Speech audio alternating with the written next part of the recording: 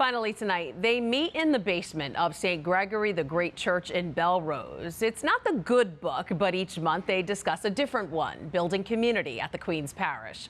One member needs no introduction. She's been a parishioner for decades, and you could say helped write the book on volunteering for the church. Tonight, she's our Pulse of the Parish.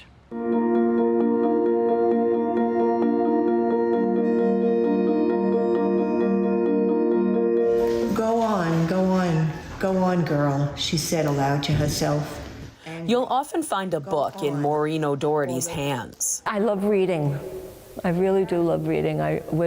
From the time I was a little girl, I read and read and read. My mother worked in the library and she used to bring us home. She'd bring us home all sorts of books. She's a founding member of the St. Gregory the Great Book Club. The novel idea to start this literary circle at the Bellerose Parish came about in 2020. There's just so much meat in it, but there was no plot. The setting, the church basement. The characters, a core group of about 10 parishioners who share their faith and their love of books. As for the tone, it's very serious. A lot of book clubs have wine and cheese or dinners or something, but we don't do any of that. We come, we meet, we have a good time, we talk, and then we discuss our book, and so we're kind of, we all know what each one of us is going to like anyway, so. And if she's not flipping through the pages of a book with her fellow bibliophiles, you'll still likely find Maureen at church. A parishioner for the last 55 years, Maureen is a Eucharistic minister, a member of the Rosary Altar Society and the Consolation Ministry. You could call it different chapters in her church story, where her faith is always the theme. My faith is very important to me because it has gotten me through a lot of problems when my husband lost a job. I mean, we had our faith to go back to. When he died, I was very, I knew that where he was and everything was going, so that kind of helped me. And I always wonder, people without faith, how they get through things. Her pastor, Father Ed Kaczurka, says Maureen is a woman dedicated to her family and her parish, and is one of the many parishioners here he can count on. To me, they live the gospel message. There's the two tenets that Christ gave us. He said to love God and to love neighbor. And the people here do it. Maureen says her involvement in the parish keeps her busy, and she hasn't reached her conclusion yet. They keep me going, and I enjoy it. Sometimes I say I do a little bit too much, but you know what? It's all very worthwhile. And now you know Maureen O'Doherty from St. Gregory the Great and how she makes up the pulse of the parish. Joining us now with more about the parish of St. Gregory the Great is its pastor, Father Ed Kaczurka. Hi, Father Ed. Hi, Christine. How are you? I'm good. So Maureen really loves your parish. She calls it her home. Yes. And a lot of people besides Maureen call it home.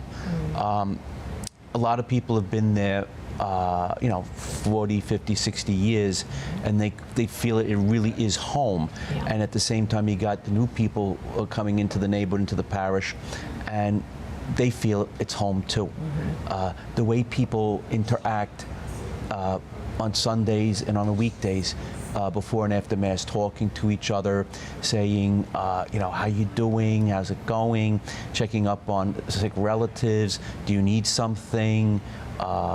It's just a great networking of people, yeah. and they do it because of love of God and love of neighbor. They're just sharing their faith in their lives with each other.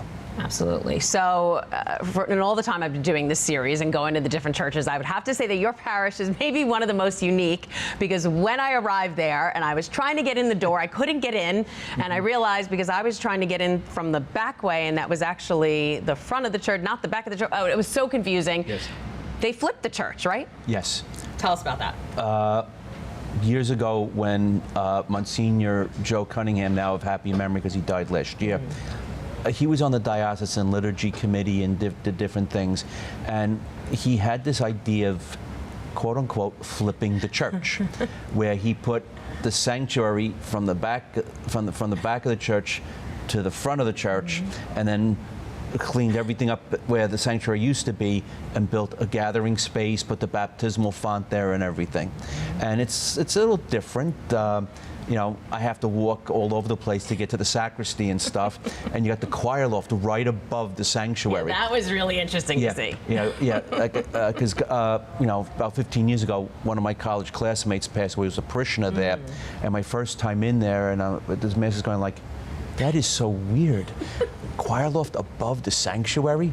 Little They knowing, better be good, right? I know, and never knowing that I was going to become pastor there later. You know. Oh, that's too funny. So it's not the first time, though, that things have like kind of turned upside down at the parish. Tell us about when the parish was founded in 1935. They had to change the original construction plans. Yeah, they had plans to lay out the different buildings. You know, the school, the church, the rectory, and you know, all this building program. And along came Robert Moses and decided that the Cross Island Parkway was going to cut right through that area and used eminent domain and seized property from the parish, and it ended up that we had to live with our property on both sides of the Cross Island. On the southbound side, we have the rectory, the church, and what we call the annex, this little house. We have a group of sisters living in there. Then on the northbound side of the Cross Island, you got the big convent. We got Gregorian Hall, where we have, you know, sports and auditorium type stuff and things like that. Then the big school, the big ball field that we have, a grass ball field, and then the regular schoolyard parking lots and stuff. A lot of property, but we have the Cross Island cutting through. But we're very fortunate that at least they put a tunnel underneath it that people could walk back and forth. Right. But to drive, you got to go all the way down, up and around, and everything. And it's like a mile and a half to get basically 600 feet. All right. Even though it's split in two, though, your parishioners are really united, and they come from different backgrounds, right? Yes.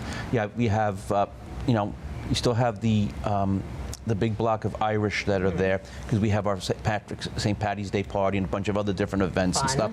You have your Italians are there, and you know, there's other, you know, different cultural groups there as well, you know, different from Europe and stuff. But now we have, you know, we have some people from the Caribbean islands. We have people from India, Sri Lanka, and they all just, everybody gets along. They gel, everything else, and they see the faith as the reason for coming together and nothing else, which is really great. True picture of the Diocese of Immigrants, right? Oh, yes. Father Ed Kaczurka, pastor at St. Gregory the Great. Thanks for being here. Thank you, and God bless. Hi, I'm Christine Persichetti, anchor of Currents News. If you like what you saw, please hit the like button on this video. And if you want to see more content just like it, subscribe and click on the bell for notifications. Thanks for watching, because we are putting your faith in the news.